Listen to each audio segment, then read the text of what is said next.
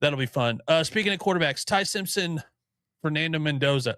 I didn't really know this was like a hot topic of conversation. I need to send you the clip from the Pat McAfee show today because I thought Dano was gonna like throw his phone in his car. He was getting so mad. And Pat McAfee, he just pokes. He knows like he's a WWE guy. Like he knows how to get a reaction out of someone. And then also like all the guys that he's got with him are also just a bunch of rage baiters as well. So it's like, I have to send you the clip. It was like, it kind of hurt to watch, but at the same time, it's like, they have some good points, Dano. Did you watch the games? Like, did you watch Ty Simpson play in football games this season? Like when he played against the really good defenses, he looked okay, and so it was an interesting conversation, but yeah. So looking at some draft comparisons here, Fernando Mendoza, 6'5", last season threw for 3,500 yards, 41 touchdowns, big time arm, a lot of experience over the last 2 seasons. Ty Simpson, they've got him style here, elite pocket technician with strong footwork compared to a young Brock Purdy. I love revisionist history. They're like, he's like a young Brock Purdy. Oh, you mean the guy no one cared about and he got drafted last? The very last, Mr. Irrelevant. Yeah. Like, oh yeah, go out on a limb there, fellas. 3,500 yards, 28 touchdowns. Viewed by some analysts as better, more NFL-ready passer, but has fewer starts and lacks the ideal size of Mendoza. His mechanics are really, really good. Ty Simpson's mechanics are really, really good, but they have to be because he's only 6'1". Yeah. Like he can't have sloppy mechanics. Like he can't throw, like he can't get away with it. No, if he, I mean, Mendoza, 6'5", yeah, she's low. Fernando's a big guy. I think that's something that a lot of people didn't realize about the kid. And then, I mean, I just like go straight back to the play in the national championship where he like busted play, runs up the middle, dives, takes a hit, and still is able to carry momentum into the end zone. It's like, yeah, it's because he's huge. Like he's a massive dude. So yeah, I do think that that's a big difference there. And NFL scout, like people talk about all the time, like Russell Wilson was short, Doug Flutie was short. Okay, well, those two are like they won Super Bowls. What are we talking about? Doug Flutie didn't win a Super Bowl, but he's one of those quarterbacks that's like.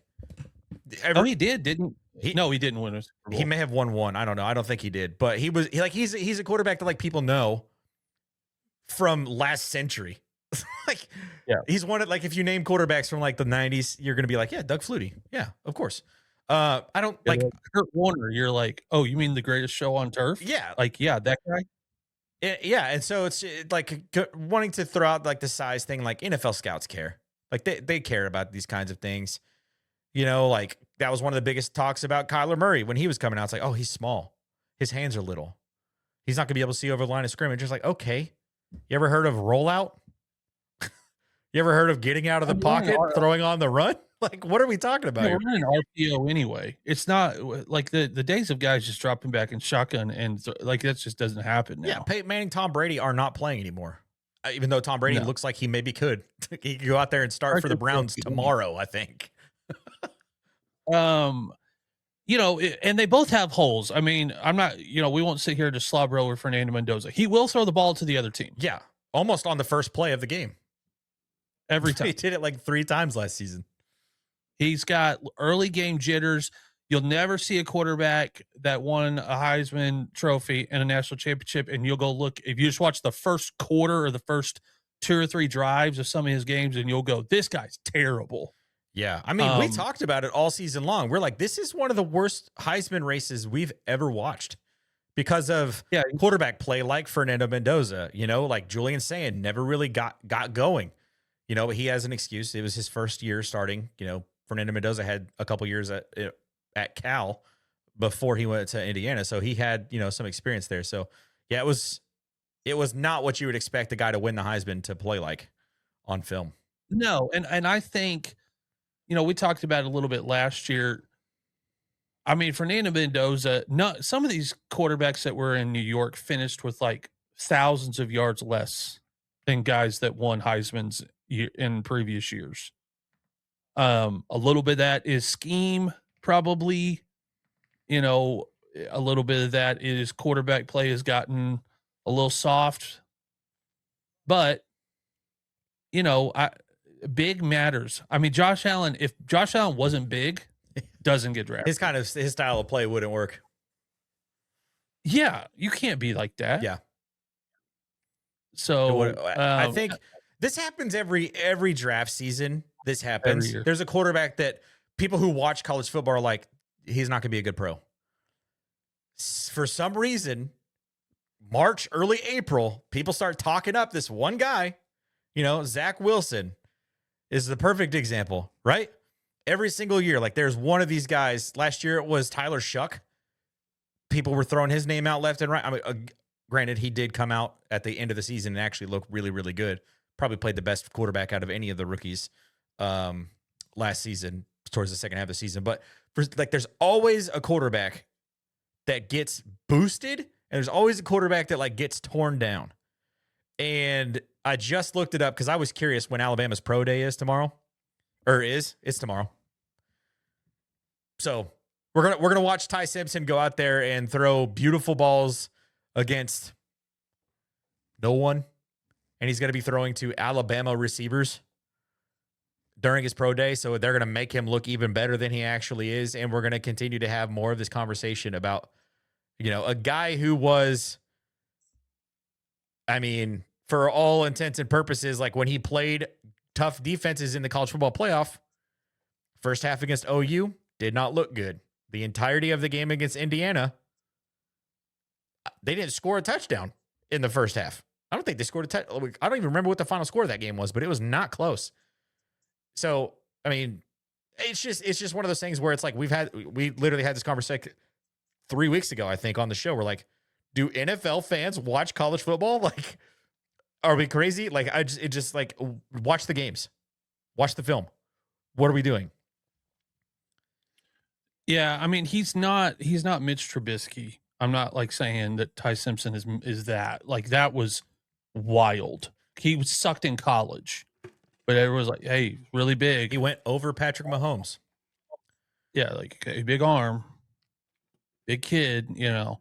And in the right, you know, for him, for Ty Simpson, the best case scenario is for you to get picked towards the bottom of the first round, top of the second. You're not going somewhere that is like you're showing up as the starter on the first day. Fernando Mendoza's rookie year and probably sophomore and junior year in the NFL, there will be conversations that go where people will overblow it and go bust, because that team, that organization he is going to is horrible. And we're assuming that he's going first overall because that's probably what should happen, what's going to happen. Yeah, I mean, you know, because you know, we used to say, well, you know, and now we really, it's Cincinnati, it's Cleveland, and it's Vegas. And if you are a quarterback at any of those three places, you either go there and you play your heart out for your rookie deal, and then you cannot wait to get traded, or you go there to die a slow death. And that, you know, the Raiders have not hit on their quarterback in 15 years. Just been a revolving door. I mean, Derek Carr, first half of his career. And he was one of those guys, in a better situation, who knows? Yeah. They tried. I think they sent him to New Orleans and didn't work. Yeah, I mean, it's just they haven't figured out. And I'm not going to say I'm a fan of an NFL team. That it's like a joke. Every year somebody puts out an Instagram reel of every quarterback that's played in Chicago since the year 2010. It's like 30 guys.